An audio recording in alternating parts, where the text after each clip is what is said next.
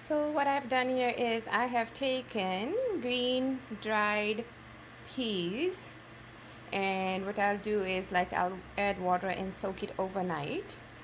So as you see, I have soaked it overnight. This is how it looks. I can always use the frozen one, but I love this one because it's not that soft and it gives a really nice taste. Okay, so we'll cook this. So I have nicely washed this couple times, and then I will add water here. So I'm going to use about 3 cups of water, and then we'll 3 to 4 cups of water, and then we'll cook this on medium flame. Look, it's nicely coming to a boil. It's cooking. So my piece is coming to a good boil. So I'll have half a teaspoon of salt here. Just mix everything together. You can add a teaspoon as well because we will drain this water anyways. So you can press and see if the piece is done. Mine is nicely done here. So I'm going to turn off the stove here and drain this. You can see it's nicely cooked here. I'm going to leave it in the drainer for a couple minutes for it to cool down, and then we'll start with the recipe here. Okay, so I have taken 2 potatoes here. I've taken the white ones. You can also take the baked potatoes or the red one. Whichever is your favorite one, you can use it. It's I love potatoes, so I could eat either one. But I saw really nice white ones, and I thought like, oh, let me buy these ones, and I can enjoy the white one this time. So I start peeling my 2 potatoes here. There you go. We'll also use 1 eggplant, and so cut these into small pieces here. So just cut it into half, and then another half, and there we go. So like small pieces, and I'll just put it in water for it to, all the extra starch can come out in the water.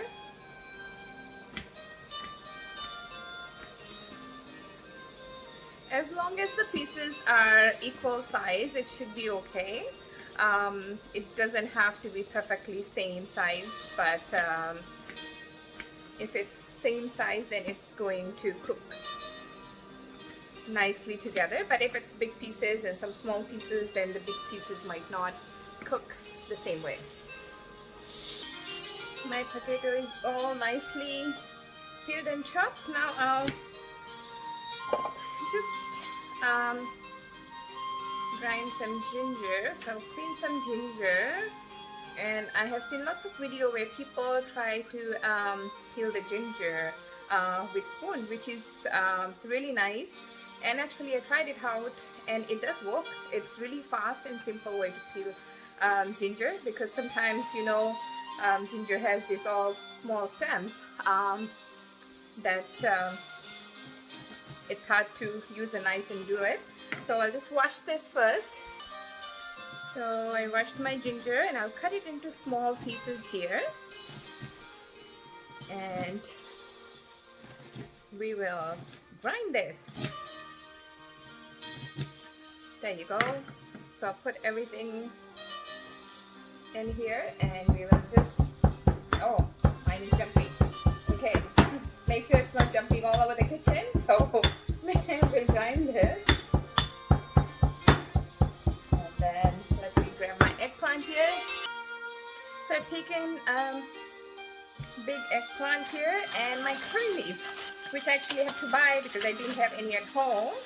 And if you can find this, you can always skip this, as I said, but it gives a really nice smell and flavor to the curry. So we'll wash this and cut it into small pieces. So I'm heating up my pan here, and we will add about 2 to 3 teaspoons of oil here. If you want, I'm using olive oil, but if you want, you can use mustard oil as well, or coconut oil. And then I'm putting some cumin, mustard, and fenugreek in here. And we'll let this heat up a little bit.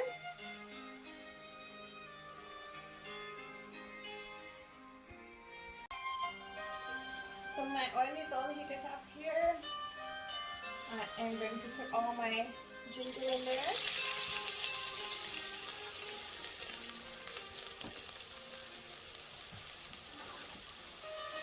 We'll mix this. And then I'm going to add my curry leaf in there.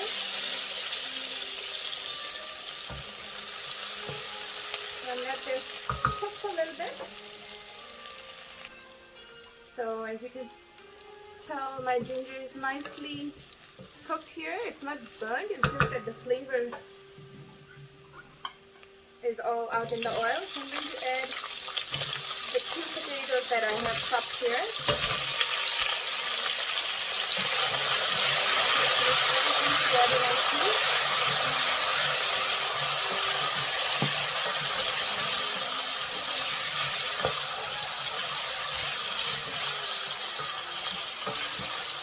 So to this, we'll start adding all the spices here. So I've taken a tablespoon here, a teaspoon here. And then we'll add 1.5 teaspoon of curry powder here.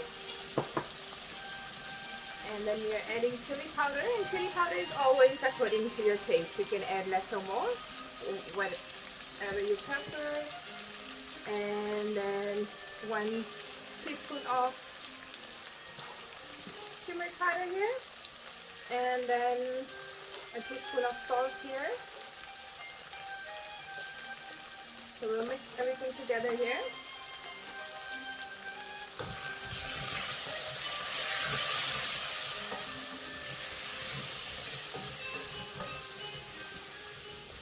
So while this is cooking, I will chop up my eggplant. So while my potatoes is cooking, I'll quickly chop up my eggplant here. You can chop it the way you like. Doesn't have to be the way I chop. Some people like it nice and thin slices. Some people like it big pieces. So whichever way you prefer, you can chop the eggplant. So I'm just cutting into small pieces like this, if you can see.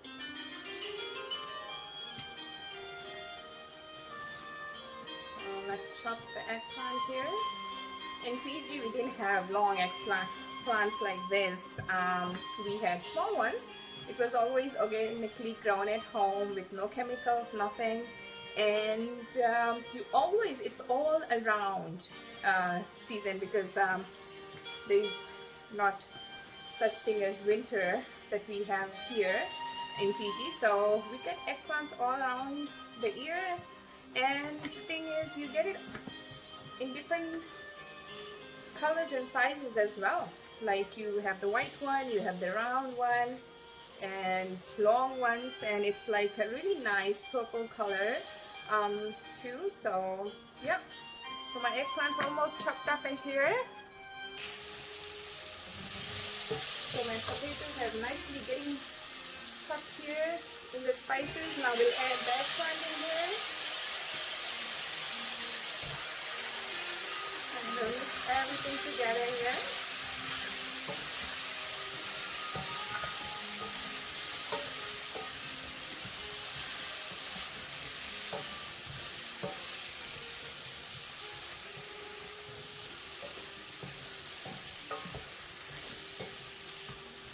And we'll let this cook in low flame for about a couple minutes.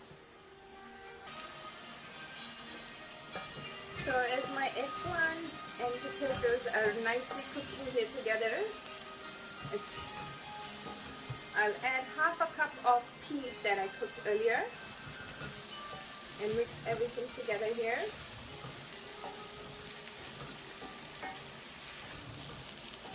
This was made in most of the houses in Fiji. This was a very famous dish.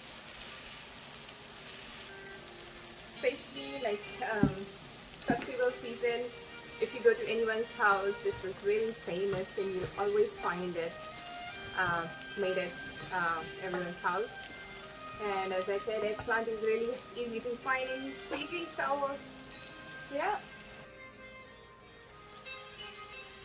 So now what we do is you add 2 cups of water to this.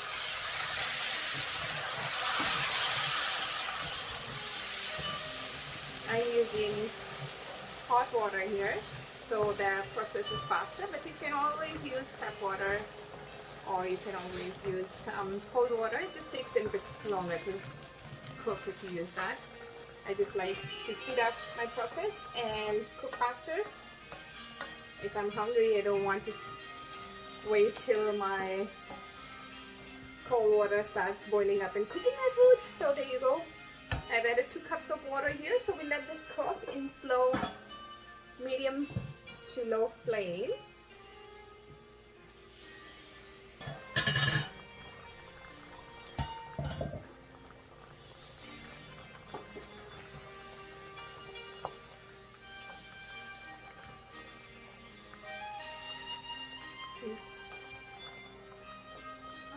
Okay, there you go.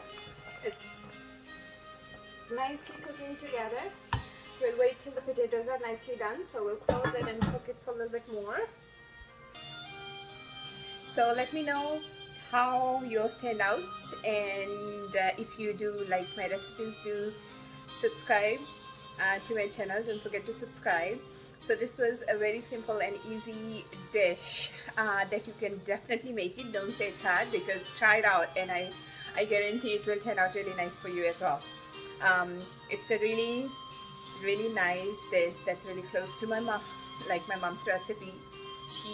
As I always say, I cannot beat her cooking, but this is a little bit close to her cooking, I would say, a tiny bit.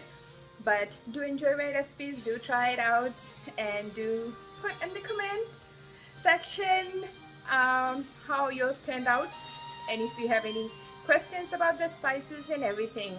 I know I use my own masala here, which I make it during summertime because I wash my coriander seeds, I dry it outside and roast it and all that. I will definitely try to make fresh one, a new batch, and post it so you can make the masala at home, and you don't have to buy store-bought ones, which are like not the same. Okay, so my curry is nicely made here. If you have cilantro, you can finally chop it and put it on the top for garnish. As I don't have any at home, I'll just leave it the way it is. And let's take some out and serve. Okay, I will take out some to serve now. I know most of my friends know, as I love cooking, I also love eating as well. I'm a foodie. I enjoy cooking and I enjoy eating as well. There we go. We can eat this with rice, or you can have it with roti or anything. It's really yummy. Even naan, like you can have it with naan. So there is my curry, nicely done here.